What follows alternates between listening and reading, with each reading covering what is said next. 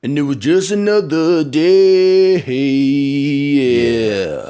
Just another day. Until I went to the movies, and now it's a movie Tuesday. A movie Tuesday. Until a movie Tuesday. Yellow, and welcome to Movie Chewsday. Movie Chewsday is a movie show where I talk about movie news, movie trailers, and a spoiler-free movie review. So, yeah, there's that.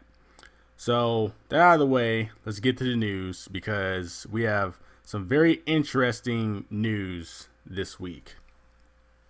So, I first came across this story on IGN, but I mainly want to give the credit to Screen Rant because they actually interpreted the news from the source, or what I believe is the source, which is The Statesman, which is a newspaper in Texas. I believe it's Austin, Texas. But this story, like the story that Screen Rant got, actually gave a perspective from both of the parties involved, like both sides. So the story is that a man sued his date for texting during a movie. He's suing her for $17.31, which is the admission of a IMAX ticket in 3D. So it's a very expensive ticket. And he was well within his rights to do it. So he claims that his date was whipping out her cell phone at least like 10 to 20 times during the previews and during the actual movie in the theater. And it got to the point where he told her to take that shit outside. I don't know if like he yelled at her to do that. I don't know if he asked her politely, but he recommended or told her, hey man, like take that shit outside if you're going to be doing that. In my eyes, he's a hero. You know, he's a good date because he's trying to keep her from getting stabbed or shot, you know, from, you know, whipping her phone out and blinding people all around her in the theater, you know. So he's doing God's work. So she gets up, leaves the theater, and never comes back. She ends up leaving him at the theater because apparently she drove. So that's his side of the story. The bitch, and make no mistake, she is a bitch, comes out with her side. She's a bitch for three reasons. One, she was texting during the movie. Two, she was texting while on a date. Three, she left him at the movie theater. And anyone out there who's like saying, oh, you know, what kind of a date is that to take someone to a movie? That's a perfect date, okay? Because the way it goes is you go see the movie, and then after the movie, you go out to eat or go chill somewhere and you discuss the movie. The movie is the icebreaker to get you to have a conversation with your date, you know, with your significant other. So everyone out there saying that taking somebody to a movie for a date is bad, you're wrong. Okay, it's good. It's the perfect date. Movie and the dinner. Everybody's saying dinner and a movie. No, it doesn't go that way. It needs to go the other way around. Movie first, then dinner. So she replied and saying that she had her phone out and she had the screen brightness set to low, so she felt like she wasn't bothering anybody. First of all, you're wrong. You're bothering somebody. You're bothering the person next to you. You're bothering your date. And if you're bothering him, you're definitely bothering the other person on the other side of you in the theater, because I'm pretty sure that movie was packed the same way it was packed all the times I went to go see it. So you are bothering people, whether you got it low or not. I recently went to a movie where a person was using their cell phone. They had their screen brightness set to low, and it still bothered me. I could still see it. And I even had to get up and move away from them, and I could still see it pop up every now and then. So, like, it is distracting. So she said that she didn't feel like she was bothering anybody. She had the screen brightness set to low. She said that the reason why she was texting during the movie is because she was trying to help out her friend who had gotten into a fight with her boyfriend. And, you know, so, you know, that's her whole rebuttal to the whole situation. Okay. Honestly, dude, like, she's in the wrong. All right. I'm sorry. She's in the wrong for that. There's no, I've said it before. There is no excuse to have your cell phone out in the movie theater when you're watching the movie. All right. Like before the movie starts, you're good. When the previews start, put that shit in your pocket and don't pull it back out. If it gets to a point where you got to pull your cell phone out of your pocket during the movie, that's when you need to get the fuck up and walk out of the theater and handle your shit out there. All right. Stop being a dick. Stop being an asshole. All right. So she's also filing a protective suit against him because apparently now he's hitting up her sister trying to get his money back. You know, he's probably hitting her sister up being like, bitch better have my money. You know what I'm saying? So, that's that. So this news is like blowing up right now, you know, because of how outrageous it is. And make no mistake, it is outrageous, but you all know me. You know my feelings on situations like this. Like, I'm all for it. So the news is like blowing up on Twitter, all over the internet. And James Gunn gets a hold of this, right? Because I don't know if I mentioned or not, the movie they went to go see was Guardians of the Galaxy Volume 2. So this is all happening. James Gunn sees this story and he sends out a tweet saying, and I quote, "Why stop at suing? She deserves jail time." Now, James, first of all, you need to put hashtag sarcasm or hashtag joking so that people know that you're making a joke. All right. So you need to be careful with that. Second, funny tweet. Very funny tweet. You know why? Because it's true. She does deserve jail time. If there was some kind of way where she could serve jail time for that, I'd be all for it. Okay.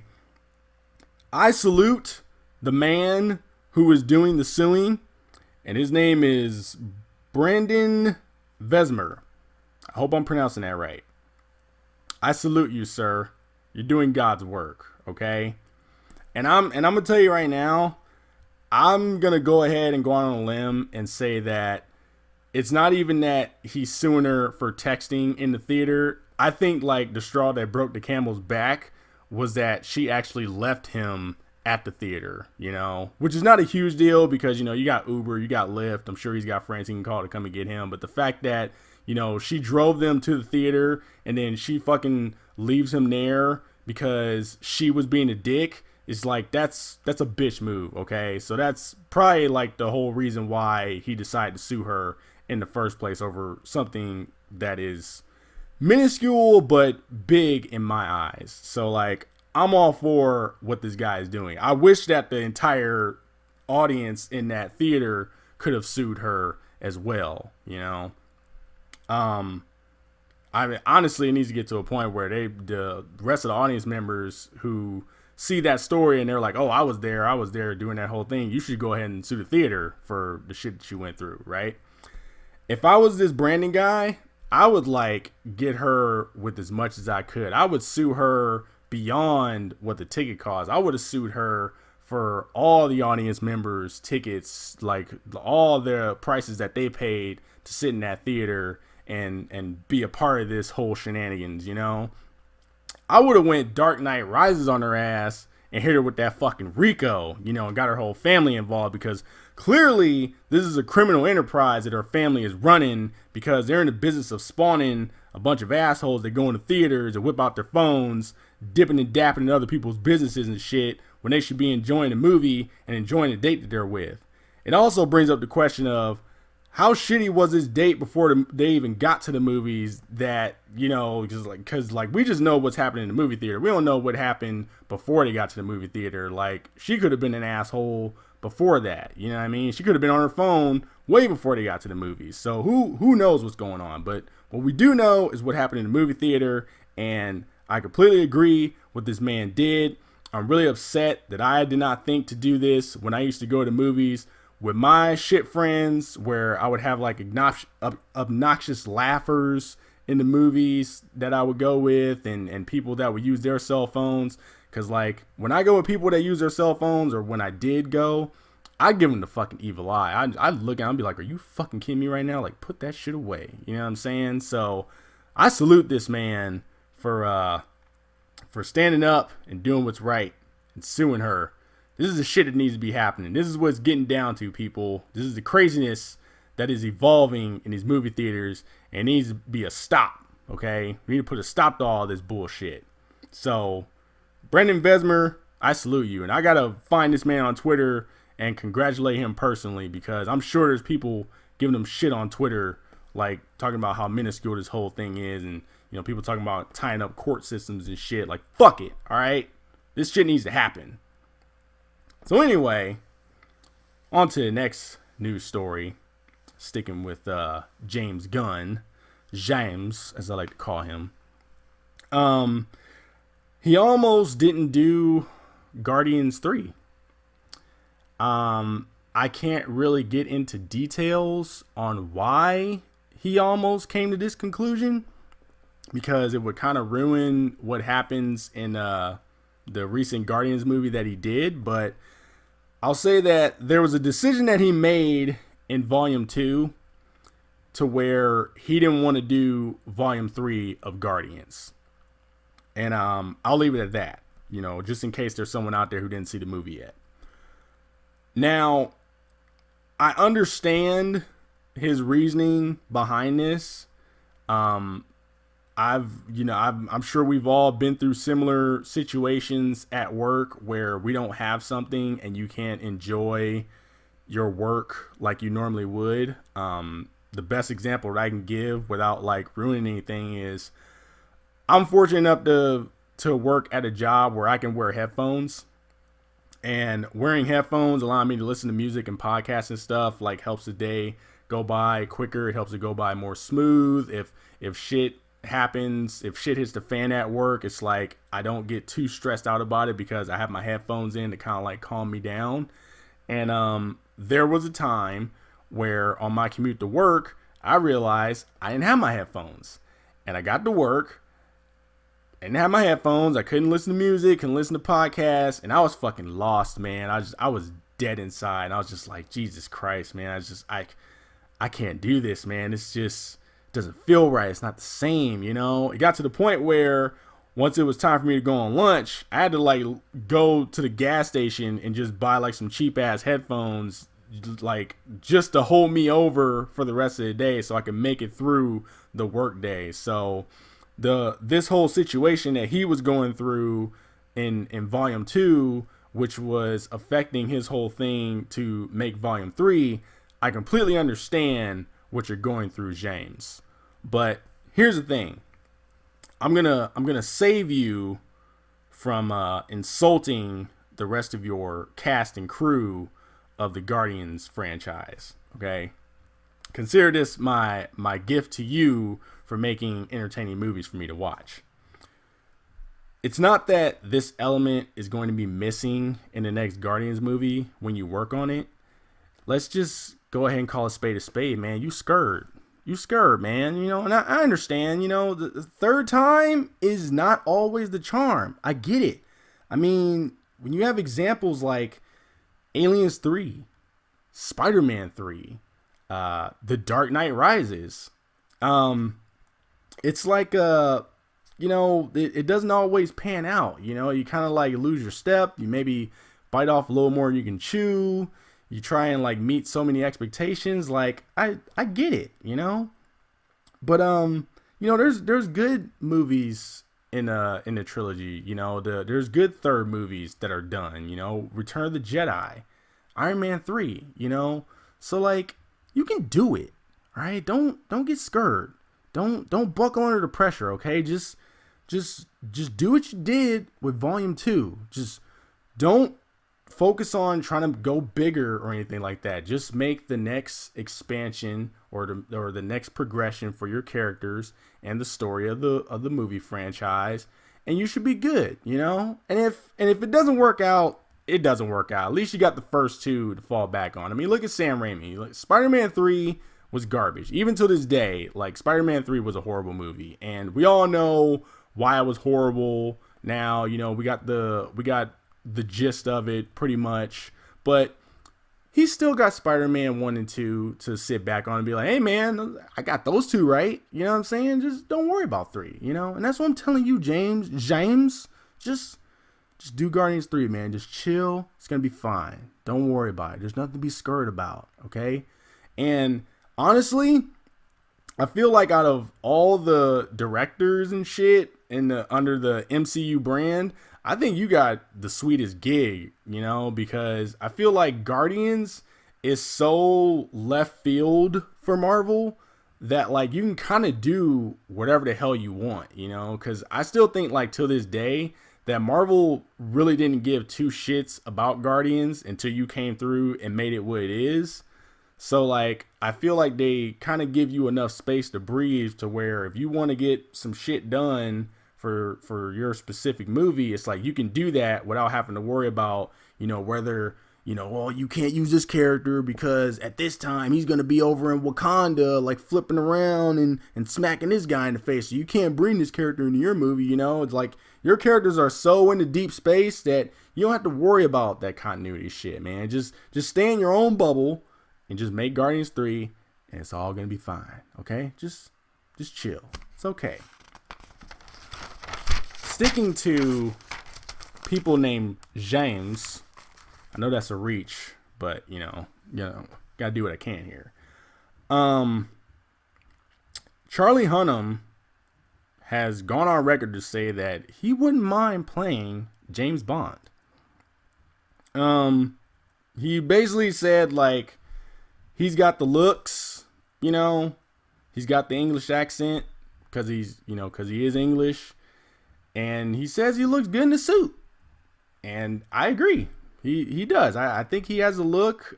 He's got the physicality to play the character. He's got the charm. He's got the accent. Like, he's good. He can pull it off. There's only one problem, though, with Charlie Hunnam playing James Bond for me. And it is the Jack's limp. And for anyone who watched Sons of Anarchy, I'm sure you understand what I'm trying to say. So Charlie Hunnam played this character, for those who don't know, in this show called Sons of Anarchy, where he was like the leader of a biker gang. And his character had like this kind of limp that he walked around with, like it was like a really cool, subtle limp. Now, I don't know if this is like a health thing, like if he suffered some kind of injury where that is how he really walks. And if it is, I'm sorry. But if it's something that he just like does like accidentally or whatever, just off reaction, he's got to stop it, because it started in Sons of Anarchy, but I've seen him do it in Pacific Rim, and then he kind of does it in the King Arthur movie that recently came out. And when I picture him in the role of James Bond, I picture him like walking around in a suit, like doing that jack limp, and I don't want that. So like, if he could like just get that under control, then I have no problem with him being the next James Bond. But I still would like my boy Liam McIntyre to be put into the running to play that character if Daniel Craig does not return. So still waiting to hear about that. But Charlie Hunnam as James Bond, like that's a good name to throw into the hat. Just we gotta do something about that limp. Next story, which actually should have been segued from the James Gunn story because this pertains to Marvel movie news. Kevin Feige, still don't know how it's pronounced, wants to eventually get all the Marvel characters under one umbrella again. He's trying to get the movies to reflect what the comics are, where the comics just have characters all over the place popping in and out of other people's comics and everything, like whether it's just little cameos or them just playing a part in the movie. He wants to eventually get it back to that. Now, I don't want to say the word never, like that it's never going to happen, because obviously there are things happening to where that could happen in the foreseeable future. Maybe not anytime soon, but like the groundwork is being laid for that to maybe eventually happen. As far as like getting the rights of the characters under one umbrella, that is what may be a lot further off, like way down into the future, but I think like his best bet to realizing that dream is to do what Marvel Studios did with Sony, where they just have this joint deal going on where they can use Spider-Man in their movies and do Spider-Man movies and stuff like that. Like, that's their best bet. They're also doing that with Fox by having the Marvel shows like Legion and what's that other one, Gifted or whatever like that. They're doing all these little joint deals, and I feel like that's as close as we're gonna get to getting everybody under one umbrella. Like I said, the groundwork is being laid out. Their best bet to get to this realization quicker, or this vision that he has to get to it quicker, is that everybody needs to drop their whole like continuity thing. You know, they either need to do that or they need to trust their audiences to decipher what hero is what. So for example, if Marvel Studios wants to make a deal with Fox and be like, hey man, like, we got this story that we're trying to do and we really need the Fantastic Four characters in it. Like, it needs to involve them. We got this really great idea, but we need you to give us the go ahead. Like, is there a way that we can work out some kind of like joint deal to where we can use these characters? They need to do it to where they can have an MCU version of Fantastic Four. And then if Fox wants to do another Fantastic Four movie or use those characters, they have completely different versions and they can do their thing. And they need to just trust the audience to decipher between the two. The same way that you have Quicksilver in the X-Men movies, but then they had a Quicksilver in the MCU movies, and there were two different characters. And it seemed like people responded to that pretty well, you know, like they were like, yeah, like that's the one over in MCU, and that's the one over in Fox's, you know, 20th Century Fox's camp, you know, like two separate people. We get it. Great. Yeah, we can have this debate of which one is better than the other, but at the end of the day, like, both characters are being used successfully. Like, let's just go with that. I think that's the point that we need to get to. So like, the Spider-Man that they're about to do in the MCU can just be Marvel Studios Spider-Man, and then Sony can just go and do their Spidey universe that they've been planning on doing and just have a completely different person. Like, you don't need to use Tom Holland. Like, Tom Holland's over with Marvel Studios. Go find you another Spider-Man and do a Spider-Man over in Sony's camp and just do that. Like, I feel like that's the best thing that all these companies can do, is just to trust their audience to know the difference and go make your money and go get your creative juices flowing and do whatever project that you want to do. Like, that's the best bet, because it's, you know, I know that like there's diehard fans out there who want Fox to just give Marvel Studios the X-Men rights back. I know there's people out there that want to do that, but you gotta understand, dude, like, this is a business, and that's a lot of money for Fox to walk away from. Like, regardless of how the X-Men movies are doing, whether they're doing good or bad, they still make a shitload of money off of them. So like, if they do the next X-Men movie and let's say they make like $500 million worldwide, I mean, that's a lot of money. I mean, depending on what the budget was for the movie, that's a lot of money for Fox. And to give all that back to Marvel Studios for whatever sum of money that Marvel gives them, it's nowhere near what Marvel could make when they do their own X-Men franchise. And let's say that goes off to be like $1 billion franchise. Like, could you imagine like Fox execs looking at that shit and it's just like, fuck, man, like, I can't believe we just let all that money go. You know what I mean? So it would be in their best bet to just be like, if it doesn't pan out with their X-Men universe, they're trying to like rebuild or course correct or whatever, they need to just go ahead and kind of make some kind of joint deal with Marvel Studios and just be like, you can use these characters, but we still got them, you know, and you got to give us a little bit of that back end that you guys are making when you use those characters. You know, I'm sorry, but it's business, you know, get money. We need that money just like y'all do. So that's my 2 cents on that matter. So, that'll about do it with the news. And going back to that story about the dude suing his date, I'm pretty sure I said I would pull a Dark Knight Rises with the whole RICO act. I meant the Dark Knight, because that was where they did the RICO thing. So just in case anybody is out there pissed off, like, oh, you got your movies wrong. Okay, I corrected it, all right? So calm the fuck down. Anyway, let's get to the trailers. Trailer, not trailers. I'm starting to run out of trailers to talk about. I'm constantly going to the movies, and they keep on showing the same trailers that I've already talked about, or they're showing trailers for the upcoming movies that I've already talked about. Is just like extended trailers, and showing you more and more of the movie, getting me to the point where it's like, why do I even need to go see this fucking movie? Because you've shown me so much in the damn trailer that there's really no point going to see it now. So I'm just gonna have to start doubling up on shit. I'm pretty sure I've talked about Dunkirk already, but I'm gonna talk about it again. The first trailer that I watched was a teaser where they showed little snippets. They were showing like soldiers on the beach and the bodies wrapped in the sheets and stuff on the beach, and it ends with the guys on the boat, and you hear the plane overhead like about to crash land. And I'm assuming the plane crashes near them because the guys are ducking and covering their heads on the boat.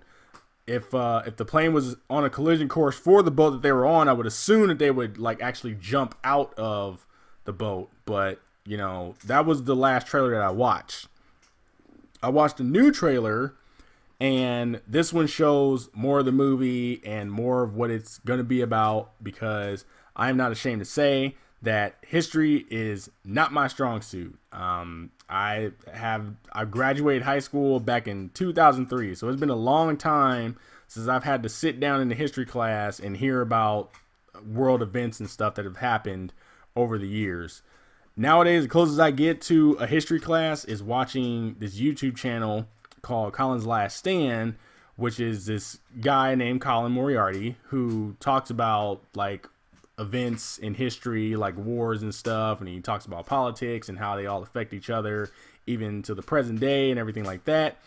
It's very informative, and that's, like I said, that's about as close as I get to like learn about history and stuff nowadays.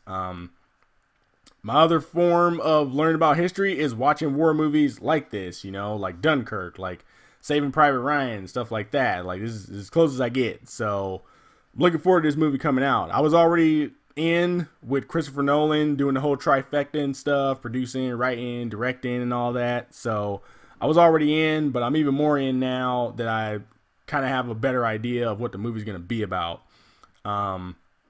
Also recently found out that Hans Zimmer is going to be doing the soundtrack for the movie. So I'm looking forward to hearing more of his music as well, because I'm a really big fan of Hans Zimmer. Like he's really good at capturing the mood of a movie. Like he really makes you feel the emotions and shit that's happening on screen. So I'm looking forward to seeing what he's going to bring to the table this time. So yeah. Plus you got Tom Hardy in there, and I'm down for pretty much anything that Tom Hardy does. I'm hoping that his character doesn't die. I'm going to be really sad if that happens, but that's comes with the territory of doing war movies. So there you go. So yeah, and once again, I did not look up when this movie is coming out. I need to kick myself right now. I said it, I was going to be better about this, but I'm clearly not. So I don't know when it's coming out. If I had, maybe July. It's got to be July. I think it was July. Let's go ahead. Let's go with that. I don't have an exact date, but I got a month. I'm pretty sure it's July. So, Dunkirk, everybody. Look forward to it. I know I am. Movies. Let's get to the movie. King Arthur, Legend of the Sword. BT Dub, Bastion's in here, and he's got a pig ear. So it's going to be some background noise. So now you got to deal with me smacking my lips when I talk, which I apologize for. And you got to deal with whatever noise that he ends up making in the background. So anyway, King Arthur, Legend of the Sword. So outside of Excalibur and the Knights of the Round Table, My knowledge of King Arthur is very hazy. And the little knowledge that I have comes from an old cartoon that I used to watch called King Arthur and the Knights of Justice, The Order 1886, and Kingsman, because they use like the names of the Knights of the Round Table and those properties and stuff like that. So that's like as far as my knowledge goes. And with this movie, like mainly what drew me to this movie was that, you know, Guy Ritchie directed, I think he produced it as well, and he wrote it. So he did like his own adaptation of King Arthur. So if there's anything that I kind of wasn't really feeling as far as like what he adapted from the source material, I can't really like comment on that because I'm not like well versed in the King Arthur lore as people would want me to be to talk about this movie fully, you know. But so yeah, what this movie lacks, the main thing that like holds this movie back is that it fails to sell you on having any kind of emotional weight for the characters that are involved in the movie. So in Guy Ritchie's version of King Arthur, he's born of royalty, but he's raised in a brothel with prostitutes and shit. And he has to go on this journey where he figures out that he's of royal descent and that he is the born king who has to like thwart evil and protect the land and stuff and be king and all that and blah, blah, blah, blah. And he's got to like come to terms with that responsibility and stuff. So basically, Guy Ritchie is telling the story of the reluctant hero. The interesting part of this story and the way he tells it is that it's different from usual reluctant hero stories. So when you think about movies like The Matrix or the Man in the Iron Mask, those protagonists they're like average Joes or whatever, but they have ambitions, or, you know, they have like a drive to be more than what they are, you know. So like with Neo, when he's in the Matrix, when he's plugged in, he's always like questioning his existence, you know. He feels like he's destined for something greater. And in the Man in the Iron Mask, that character is locked up in prison with a fucking helmet strapped to it or locked to his face, you know. So obviously he don't want to be in prison. In the movie King Arthur, the character King Arthur, like I said, he's raised in a brothel, so he is accustomed to the lifestyle of just being a common criminal. You know, he's got a little gang that he hangs out with. He's got the prostitutes that helped raise him in the brothel that he's connected with. Like, he's content with where he is. He has like these weird dreams of visions of that don't really match up with his upbringing, what he knows when he was being brought up in the world. But he doesn't like long to be like, oh, you know, I'm destined for something greater. It's kind of like he just rolls around and does jobs with his gang and protects his adoptive parents or whatever, and that's it. He's fine with where he's at. He doesn't want to be king. He doesn't want to like rule the land or anything like that. He's just like living his life on easy, or not exactly easy street, but he's just living life. Okay. Now, the problem is that Guy Ritchie fails to capture any kind of like emotional connection that he has with these characters. Like, you know, he's got a gang that he rolls around with. He's got the brothel that he protects. But the problem is like all that stuff is set up within a montage. So it's an easy way. It's a quick way to like kind of like get all that across. But you fail to make any kind of connection with the side characters that he interacts with. So when those side characters run into challenges, whether they're being tortured or if they're getting killed or whatever, or abused, you don't really have like an emotional connection to them. You just know that they're important to the character because you saw it in the montage, or they say that that person is important to them, but you don't really feel it when you're watching the movie. And that is like one of the main problems that the movie suffers from. Later in the movie, when he like stumbles upon Excalibur and he runs into another group of people who have ties with Excalibur and the kingdom that he comes from, you have these people telling him like, hey man, like you're the chosen one, like you're the future king, like you're the one true king who needs to thwart the asshole that's on the throne right now. And they're trying to explain this shit to him, and he's just like, yeah, dude, I don't want that. You know, I'm not about that life. I don't know what the fuck you're talking about. Like, just, you know, leave me alone. I don't know why this sword is reacting to me. I don't know why I was able to pull it out of the stone. I want nothing to do with this shit, right? So it gets to the point where they have to like send him on a little side quest to like this weird place so he can like kind of like fully understand the dangers in the world and fully grasp the weight of what's happening in the world and what he needs to fix, right?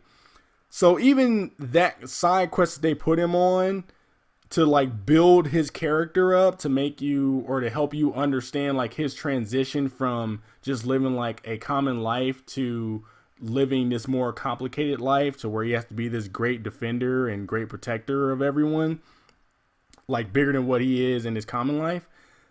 All that's done in like a little quick montage, you know? So once again, we are denied the emotional connection and the full experience of his journey being the reluctant hero. You know what I mean? So that's like that's like the main problems that this movie just runs into. Now, I know that Guy Ritchie's style is that he's very fast paced. He does like these big epic stories in his movies, but he tells them like so quickly to set up the world. And that's all well and good, but in this movie, this is one of those movies where he should have like really just took his time and kind of like explained more of what was happening on screen, instead of like characters just kind of like telling you and whisking past like plot points in the movie, you know? So like I feel like he should have like took his time in this movie, and he did not.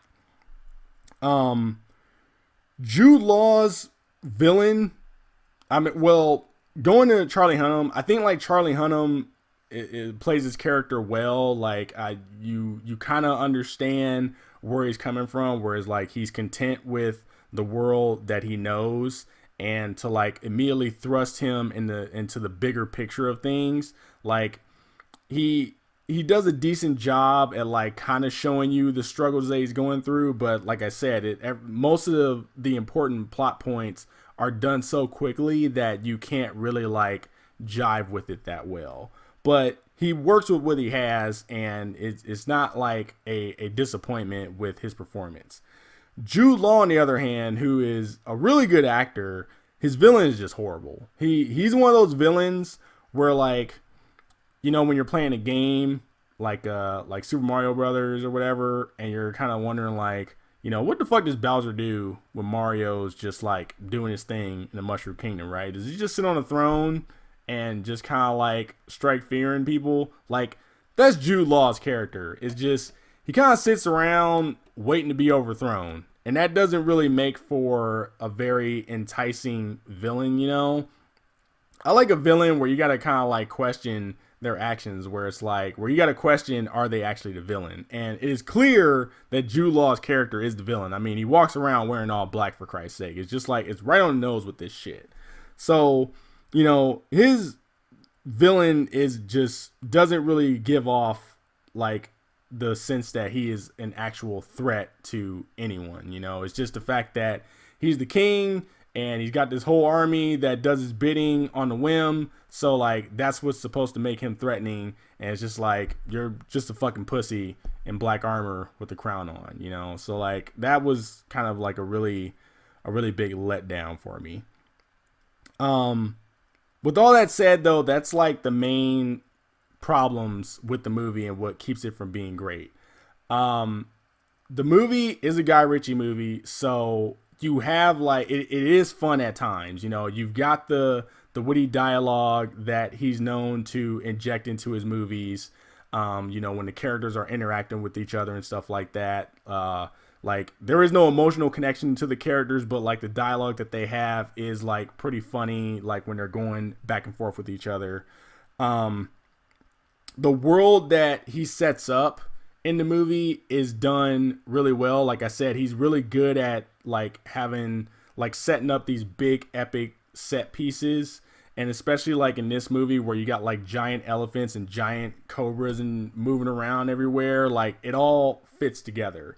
And a lot of that has to do with the visual effects, which I thought were fantastic. You know, and shout out to the cinematographer John Matheson, who was able to like bring all that shit together, because the visual effects are done really well.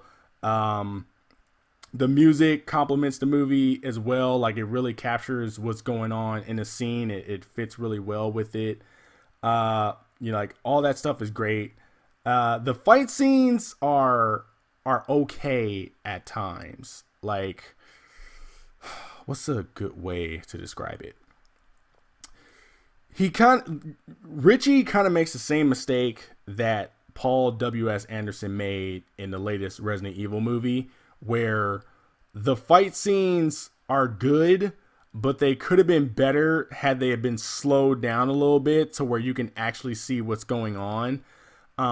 If you think back to the Sherlock movies that Ritchie did, remember how when Sherlock fights somebody, they do the whole slow motion thing where he goes through the steps of how he's going to take somebody down, and they show it all in like slow motion, but then they rewind it and he actually like executes his tactics, and they just do it like really, really fast.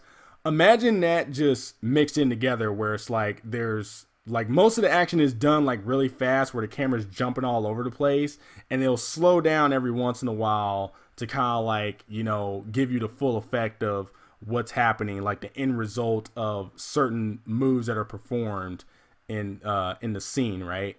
Like that stuff happens, but it moves so fast and sporadic at times that it's really kind of hard to follow what is happening. But it looks cool though. It still has that Guy Ritchie look and style to it. So that's why I say like the fight scenes, like the action and stuff is okay.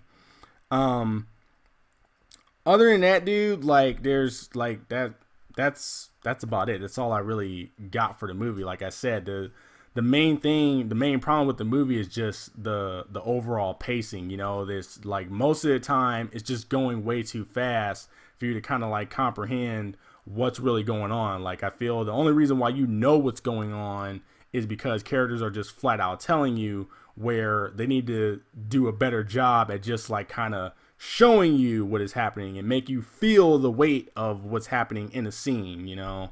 So that was a problem with it. And I just, you know, the movie just wasn't that great, man. And I really wanted to enjoy it too, because I like Guy Ritchie movies for the most part, but you know, I feel like he really dropped the ball with this one. I feel he was going way too fast with it. He should have took his time more to explain the story in the movie, because like I said, it's actually a pretty interesting story that he was telling. He and Charlie Hunnam were kind of like making the rounds, promoting the movie, doing like interviews and stuff, and hearing them talk about the movie and what they were trying to achieve on screen was a lot more interesting. It sounded a lot more interesting than what actually happened inside the movie. You know, I feel like I want to say I understood the movie more just based off of listening to the interviews that they did with people, but I don't know, man. It's just it was just, I don't know. I feel like I really want to like it more than I did. And overall, on that note, I can't recommend going to see the movie in theaters. I can't even recommend waiting until it comes out on video or cable to watch it there. You know, I honestly feel like this is a movie that you can just skip out on, dude. It fails to capture the the origin story of King Arthur that Richie had put together. You know, there's clever things in the movie. Like I said, the fight scenes are good. The lore of the sword is good, of Excalibur, like how it was forged. Even like the whole thing about, you know, how the sword is always stuck in the stone and only one guy can pull it out. Their whole like method of why that is was actually pretty clever at what they came up with for that. So I thought that was actually pretty cool. But overall, dude, the movie just doesn't like really mesh well together. So, and you know, it's not doing that great critically. Like, you know, it's already been labeled as a bomb. I wouldn't be surprised if it ends up being like a cult type movie where there's like just a small knit of people who like really enjoyed it. But yeah, man, that really sucks, dude. I want nothing but the best for Guy, because at the end of the day, I want him to sit down and I want him to do a sequel to Rock and Rolla, and I want him to do a Sherlock Holmes 3. And that's going to be really hard to do when you're putting out a movie and it just like flops at the box office, you know, and it doesn't really bode well for studios, you know. It's like it makes it a little harder for him to do his more like pet projects, like, you know, the Rock and Rollas and the Sherlocks and shit, you know. So yeah, man, it's a really big letdown. Hopefully he can hopefully he has a better turnout with Aladdin. You know, I mean, it's hopeful wishing that he would actually like check this out and maybe pull some knowledge from it, but you know, who knows. But yeah, man, that's all I got for you, dude. I can't recommend going to watch King Arthur, and that it really sucks to say that, but that's how the cookie crumbles, I guess. And on that note, man, I'm done this week for Movie Chewsday. I'll see you guys on the next one. Till then, you all be good to each other. Stop being dicks in movie theaters so you don't get sued, stabbed, or shot, or just having guns pulled in your face or beat up outside a movie theater. Till then, that was Movie Chewsday. Now is just another day. And it was just another day, yeah. Just another day. Until I went to the movies, and now it's a movie Tuesday. Just another day. A movie Tuesday. Until a movie Tuesday.